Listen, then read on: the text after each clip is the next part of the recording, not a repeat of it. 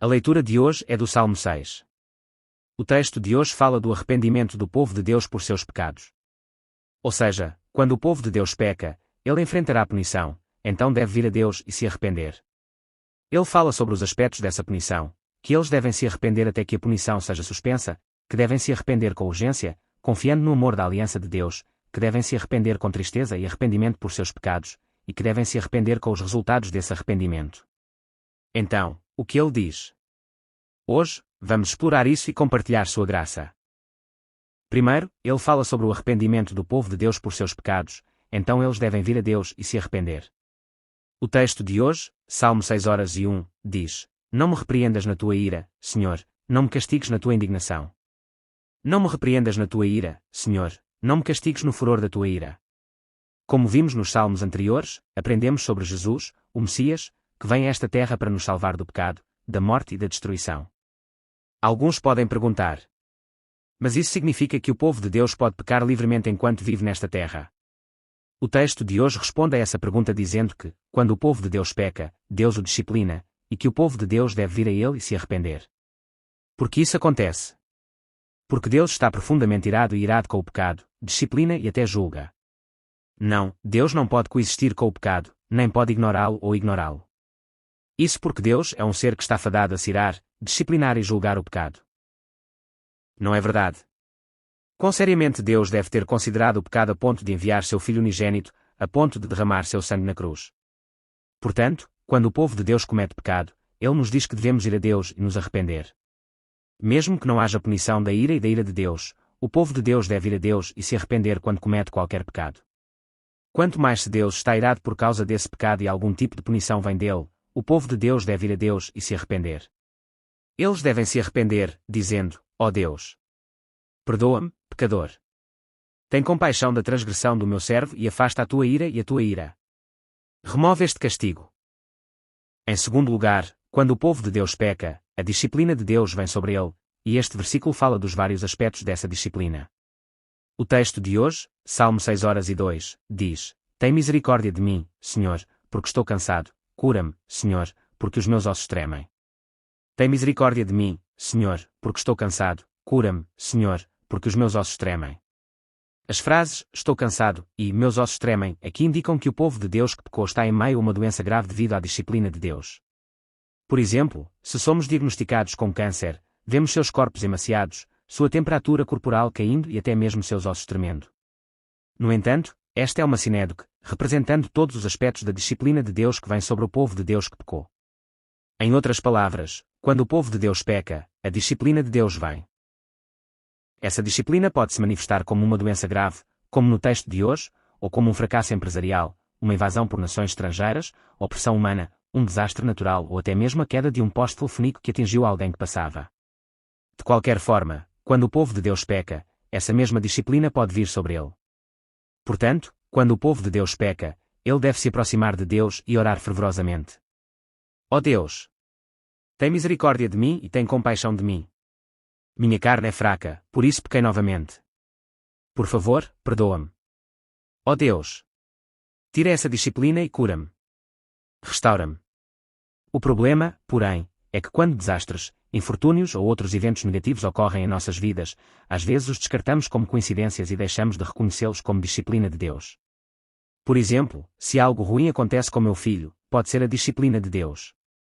Alguns crentes, sem saber disso, buscam a causa e a solução em outro lugar. Isso não é necessariamente sábio. Porque tudo o que vivenciamos nesta terra acontece sob o governo e a autoridade de Deus. Portanto, quando algo ruim me acontece, devo-me examinar e me perguntar: será que isso pode ser uma punição divina por algum erro que cometi? Devo ir a Deus e orar, perguntando: ó Deus, por que está fazendo isso? Por que está permitindo que essa doença aconteça comigo? Por que está permitindo que essa coisa ruim aconteça comigo? Nesses casos, Deus frequentemente revela e desperta minhas falhas, levando-me ao arrependimento. Terceiro, fala sobre por quanto tempo devemos nos arrepender. O texto de hoje, Salmo 6:3, diz: A minha alma treme profundamente, Senhor, até quando? A minha alma treme profundamente, Senhor, até quando? A frase, até quando, aqui indica que a oração de arrependimento de Davi não foi uma ou duas vezes, mas há muito tempo. A maioria das pessoas diz que se arrepende de seus pecados, mas frequentemente choram baixinho uma ou duas vezes e depois desistem. Sem lágrimas ou ranho, sem tristeza ou lamentação, elas simplesmente fingem se arrepender uma ou duas vezes e, então, satisfeitas consigo mesmas, dizem: chega, param. No entanto, isso não pode ser considerado arrependimento verdadeiro. Isso porque o arrependimento não é para autossatisfação, mas para até que Deus tenha piedade de nós e perdoe nossos pecados. Isto é, até que Deus remova o castigo pelos meus pecados, não, até que Deus, em resposta ao meu arrependimento, tenha piedade de mim e diga: chega. E me impeça. Então, por quanto tempo devo orar por arrependimento? Até que minha alma esteja cansada, até que meu espírito trema, não, até que o castigo pelos meus pecados seja completamente removido. Em quarto lugar, ela nos diz que, quando nos arrependemos, devemos orar, confiando no amor da aliança de Deus. O texto de hoje, Salmo 6:04, diz: volta-te, Senhor, e livra a minha alma, salva-me por causa da tua benignidade. Volta-te, Senhor, e livra a minha alma, salva-me por causa da tua benignidade. Aqui, a tua benignidade refere-se ao amor de Deus, que ama e estima profundamente o seu povo. Em outras palavras, Deus estima e ama tanto o seu povo, a quem ele escolheu desde a eternidade, que entregou o seu único filho, até o ponto de derramar o seu sangue e morrer na cruz. Portanto, quando nós, o povo de Deus, nos arrependemos, devemos orar, confiando no amor da aliança de Deus. O que isso significa? Muitas pessoas se aproximam de Deus e se arrependem, mas frequentemente o fazem enfatizando a sua própria justiça, mérito ou boas ações. Eles pensam: servi com tanta diligência, então Deus me perdoará por esse nível de pecado. Algumas pessoas se aproximam de Deus e se arrependem, dizendo: porque viajo tanto para adorar, ele ignora esse nível de pecado. Porque dou tanto em ofertas. No entanto, esse arrependimento deve ser encarado com confiança no amor da aliança de Deus, que se importa conosco e nos ama profundamente. Devemos nos aproximar com a mentalidade de: não fiz nada certo, não tenho nada do que me gabar e sou um pecador tão inadequado e insuficiente diante de Deus. Não, porque Deus se importa comigo e me ama tanto, ele certamente aceitará meu arrependimento. Deus, tu me amas e me estimas tanto. Quanto deves me amar e estimar a ponto de teres dado o teu filho unigênito e o enviado para morrer na cruz, derramando o seu sangue? Então, por favor, tem misericórdia de mim, teu servo, e perdoa os meus pecados. Não, eu creio que Deus certamente perdoará os meus pecados e removerá este castigo. Devemos seguir em frente com a fé e a convicção de que: não, porque nosso Deus me ama e me estima tanto, ele certamente perdoará todos os meus pecados e removerá todos os castigos contra mim. Não, portanto, Deus deve perdoar absolutamente todos os meus pecados e remover esses castigos. Quinto, ao nos arrependermos, devemos nos aproximar com um senso de urgência e seriedade, cientes de que, se Deus se recusar a perdoar nossos pecados, poderemos ser condenados ao lago de fogo eterno no inferno, ou talvez nunca mais conseguiremos louvá-lo. O texto de hoje, Salmo 6:05, diz: pois na morte não há lembrança de ti, no inferno, quem te dará graças? Pois na morte não há lembrança de ti, no inferno, quem te dará graças? Aqui, morte e inferno são usados indistintamente, referindo-se ao reino da morte, o lago de fogo no inferno. Em outras palavras, aqueles que se arrependem devem se aproximar com um senso de urgência e seriedade, cientes de que, se Deus se recusar a perdoar seus pecados, poderão ser condenados ao lago de fogo eterno no inferno. Além disso, devemos seguir em frente com o medo de que, se nós mesmos cairmos nesse lago de fogo eterno, seremos incapazes de nos lembrar de Deus, ser gratos ou louvá-lo. Em outras palavras, devemos seguir em frente com tanto desespero, seriedade e medo, reconhecendo o quão terrível e aterrorizante esse pecado é. Não, se Deus não perdoar nossos pecados e cairmos naquele lago eterno de fogo, e se cairmos lá e nunca mais formos capazes de louvar ou agradecer a Deus, quão terrível e doloroso isso seria. Portanto, com essa mesma seriedade e desespero, devemos orar para que Deus perdoe nossos pecados e remova esse castigo. Sexto, fala da profundidade do arrependimento. O texto de hoje, Salmo 6:06, diz: estou cansado de suspirar, todas as noites faço a minha cama flutuar, encharcarei de lágrimas o meu leito. Estou cansado de suspirar, todas as noites faço a minha cama flutuar, encharcarei de lágrimas o meu leito. A palavra cansado aqui significa cansado, cansado e exausto. A palavra flutuou aqui também significa nadar, e a palavra encharcado aqui significa derreter, dissolver. Em outras palavras, quando o povo de Deus se arrepende de qualquer pecado, deve se arrepender a ponto de seus corpos ficarem exaustos, cansados e desgastados de tanto suspirar e lamentar. Não, noite após noite, com essas lágrimas de arrependimento, você deve fazê-lo até o ponto em que a cama em que está deitado flutua. Não, até o ponto em que você esteja nadando nelas, e o cobertor com o qual está se cobrindo derreta e se esvaia. No entanto, algumas pessoas dizem que se arrependem, mas o fazem de forma muito formal e apenas por um breve momento. É difícil dizer se estão mesmo orando por arrependimento. Há aqueles que afirmam ter se arrependido, dizendo: Deus, isso é suficiente. Não me peça mais nada. Fiz o meu melhor. Realmente não me arrependerei mais. Mas como você deve orar por arrependimento? Dia após dia, noite após noite, com essas lágrimas de arrependimento, você deve fazê-lo até o ponto em que a cama em que está deitado flutue. Não, até o ponto em que o cobertor com o qual está se cobrindo derreta. Não, para que Deus, vendo isso, se comova e diga: meu filho. Agora, pare com isso. Não, você tem que fazer isso até que o castigo seja completamente removido. Em sétimo lugar, diz que, ao se arrepender, é preciso sentir ressentimento, raiva e tristeza por ter cometido tal pecado. O texto de hoje, Salmo 6:07, diz: meus olhos estão debilitados de tristeza, estão obscurecidos por causa de todos os meus inimigos. Meus olhos estão debilitados de tristeza, estão obscurecidos por causa de todos os meus inimigos. Aqui, a palavra olho simboliza o estado do coração. A palavra preocupação aqui significa aborrecimento, raiva, fúria e tristeza. Isso se refere ao ressentimento, à raiva, à ira e à tristeza sentidos pelo pecador por ter cometido tal pecado. Aqui, a palavra inimigo se refere ao pecado que atormenta, fere e causa sofrimento ao arrependido. Aqui, a palavra escureceu significa mover, mover-se ou avançar, indicando um avanço contra o inimigo. Isto é, qualquer pessoa que tenha cometido um pecado e se aproxime de Deus para se arrepender deve estar triste, perturbada, ressentida e enfurecida pelo fato de tê-lo cometido. Não apenas isso, mas deve considerar esse pecado como seu próprio inimigo e se esforçar para nunca mais cometê-lo. Deve lamentar, ficar triste, ressentida e enfurecida pelo fato de ter cometido tal pecado, dizendo: como cometi um pecado tão terrível. Perdi para aquele inimigo novamente. Não, deve lutar contra esse pecado, até o ponto de derramar sangue, para garantir que nunca mais o cometa.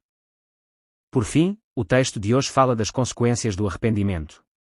Primeiro, ele nos diz que, se verdadeiramente nos arrependermos e nos aproximarmos de Deus, todos os nossos pecados serão perdoados. O texto de hoje, Salmo 6:8-10, diz: apartai-vos de mim, todos os que praticais a iniquidade, pois o Senhor ouviu o meu choro, o Senhor ouviu a minha súplica, o Senhor aceitará a minha oração. Todos os meus inimigos serão envergonhados e completamente aterrorizados, eles se converterão em repentina vergonha. Apartai-vos de mim, todos os que praticais a iniquidade. Aqui, os praticantes da iniquidade estão experimentando a preocupação e a oposição mencionadas no versículo anterior. Em outras palavras, refere-se aos pecados que se precipitaram para perseguir e derrubar Davi, ou seja, aqueles que provocaram a ira e a hostilidade de Davi. Em outras palavras, a frase vocês que praticam a iniquidade aqui pode ser vista como uma personificação desses atos pecaminosos. Portanto, esta passagem nos diz que, quando nos aproximamos de Deus e nos arrependemos, todos os pecados que nos atormentam, que prendem e oprimem nossas almas, que impedem e corroem nossa fé, desaparecerão. Em outras palavras, se nos arrependermos continuamente, esses pecados não mais nos apegarão e desaparecerão gradualmente. Como resultado, seremos eventualmente transformados em pessoas que obedecem à palavra de Deus, que amam a Deus mais do que as coisas deste mundo e que colocam a obra de Deus acima da nossa. Em segundo lugar, se nos aproximarmos de Deus e nos arrependermos verdadeiramente, Deus não apenas perdoará todos os nossos pecados, mas também restaurará o relacionamento com Ele que foi quebrado por esses pecados. O Senhor ouviu o meu clamor, o Senhor ouviu a minha súplica, o Senhor aceitará a minha oração. Aqui, as palavras clamar e súplica referem-se a uma oração de arrependimento pelo pecado. Além disso, as palavras ouviu e ouviu referem-se à audição e ao perdão de Deus à oração de arrependimento pelo pecado.